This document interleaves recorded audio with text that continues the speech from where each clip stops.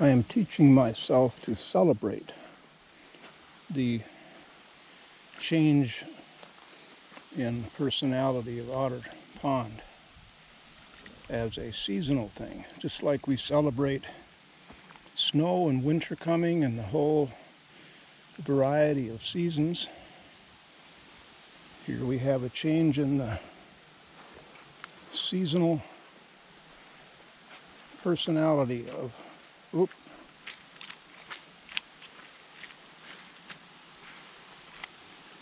still not dried out enough. And I tried to get through there yesterday. I can't do it. It's too thick, too jungly.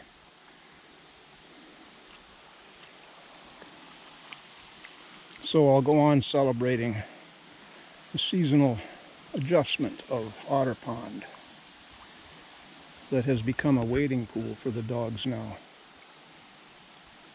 Right out in the middle,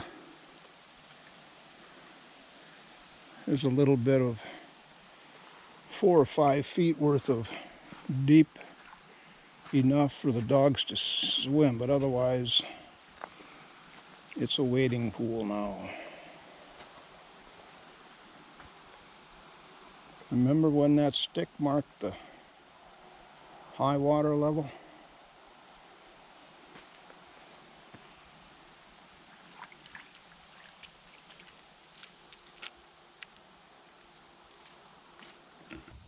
That is, I think, the big frog I saw. A couple of big, no. Stay put, Mr. Frog. Come on, Insley. Come on. Come.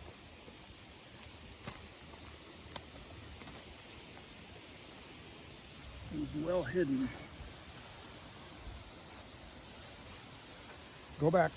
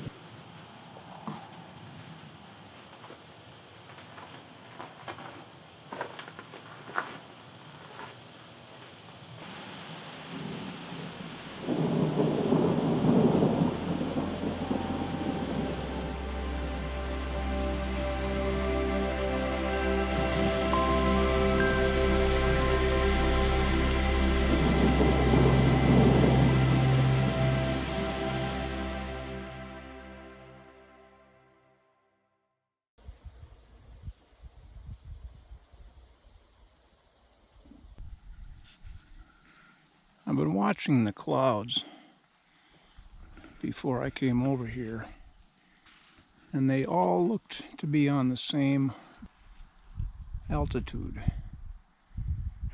which doesn't make for a very entertaining time lapse because they're all moving at the same speed.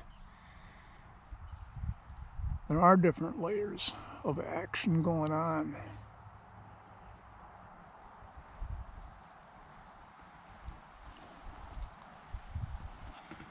So while we're waiting the 20 minutes for 600 shots, we're gonna mosey on down to the South Pool. 71 degrees today, beautiful. The sun has still got a little bit of heat to it.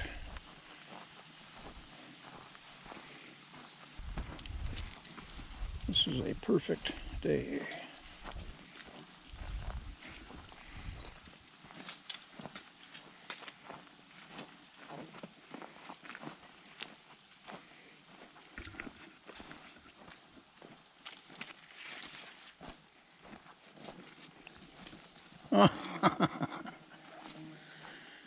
Insley is never gonna get discouraged about chasing a bird like a robin. She's never gonna catch, I better not say never. I wouldn't have thought she would ever have caught a gopher.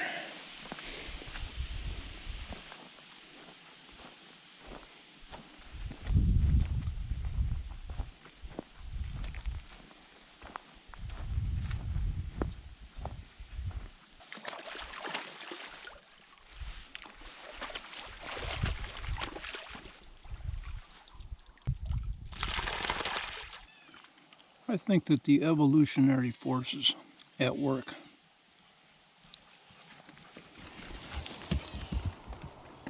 must have a really fun time,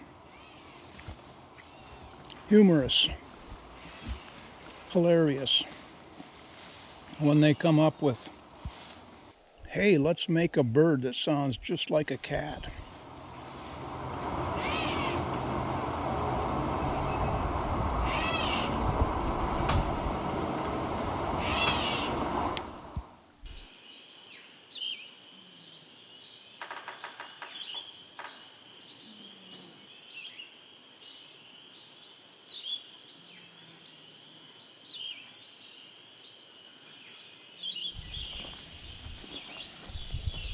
This is where we are.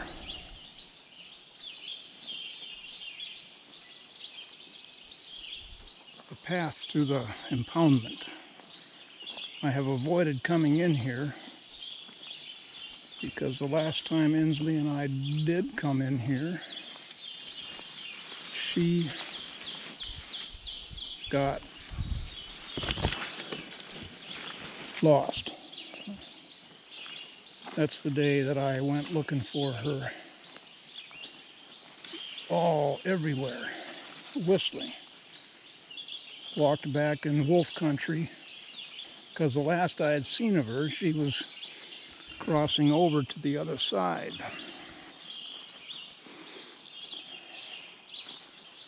And that's the day that when I finally got back home, there she was on the deck waiting for me.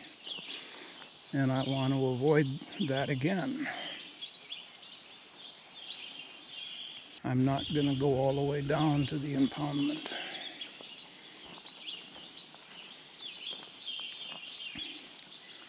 And my only theory with what happened with her was that it got to be so claustrophobic, closed in. It was for me, and I'm 5'7". And she's down on the ground in the thickest underbrush. And so maybe she got discouraged. How to find her way back out, I don't know. The only explanation I have is that one. But she finally knew which direction was home and went that way. Well, why isn't she following me here? She was out in the field.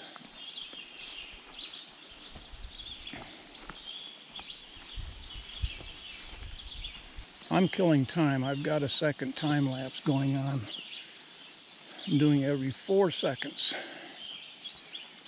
Trigger a frame, which will make the time lapse much faster. Because in that 4 seconds that it's not taking a picture, clouds have moved much farther than they would have at every 2 seconds or every 1 second.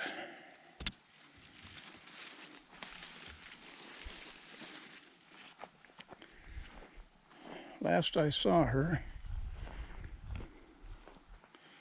she was headed out across there. There she is. I was noticing yesterday, looking around the yard, and had not really registered with me how the transformation as we moved through summer and all of the different plants, flowers are coming into their own at timing of the summer. And now we're into mid-August. and I haven't really paid attention.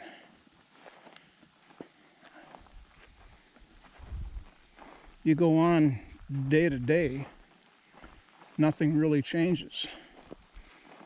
Only when you suddenly shake your head and wake up, oh my gosh, look what's been going on.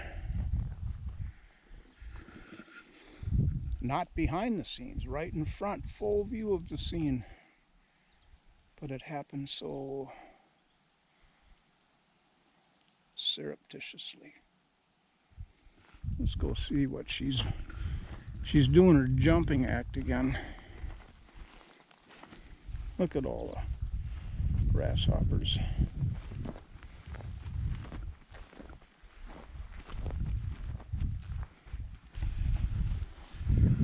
Ah.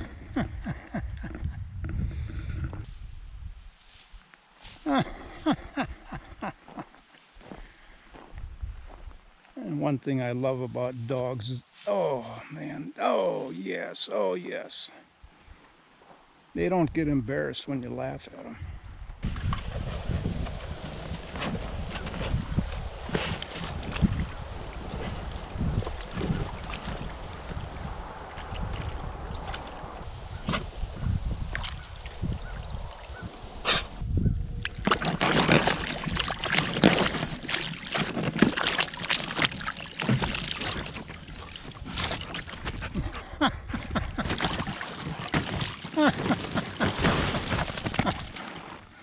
My clownster. Got about 12 minutes yet before the time lapse is finished. I discovered a really cool thing about the countdown timer on the phone. Up until just a couple days ago, I'd set the amount of time guessing. And then I discovered when you hit start, it shows up at the bottom when it will be done. So when the camera tells me it will be done at 2:06 and I set the timer and hit start, it will show me what time it's going to be done. So I can adjust it up or down for time and then hit start.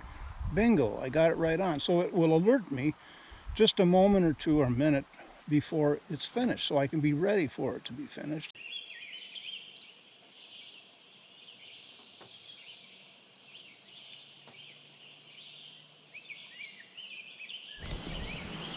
I haven't looked at the latest gopher battleground. Oh, jeez.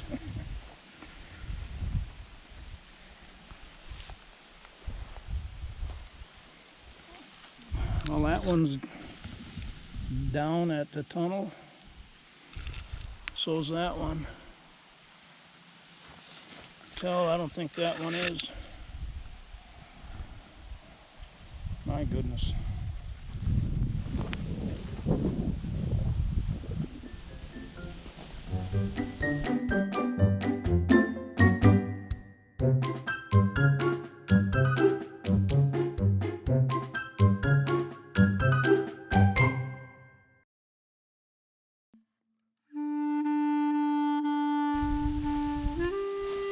Whoa, Mr. Toad. Hello, buddy. Hello, he's my old friend. No, no. Thank you, dear.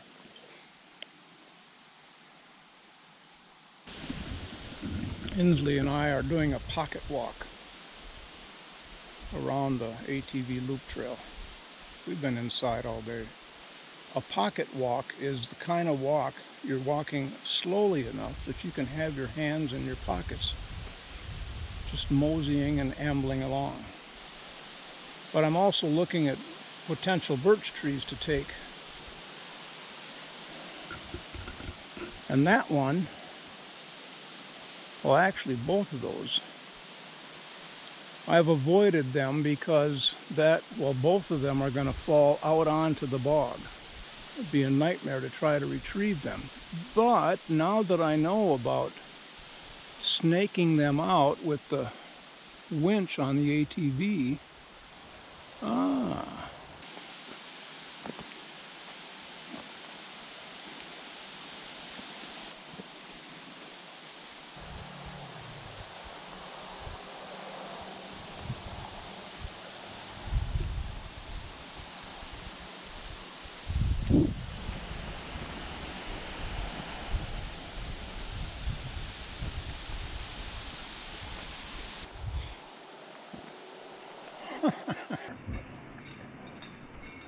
Happy dog, happy dog.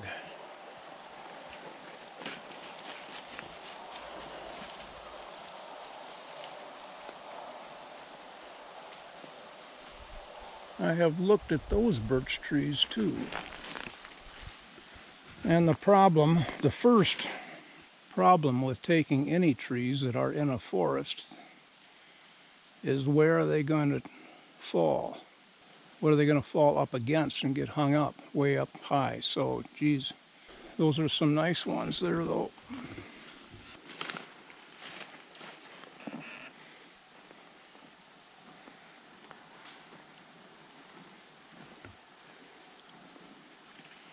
It's one of my favorite little curiosities.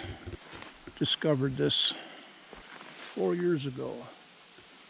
This pair of trees, they're hugging, twisting all the way up halfway. I would never take those out. Oh, there's a nice one right there, the one on the right. Although, look where it would fall. Right up against, yeah. Well, it's very sparse on top. It might be able to get enough momentum going where it would just fall right between. And the nice thing about it, I can get at it with the ATV and the winch.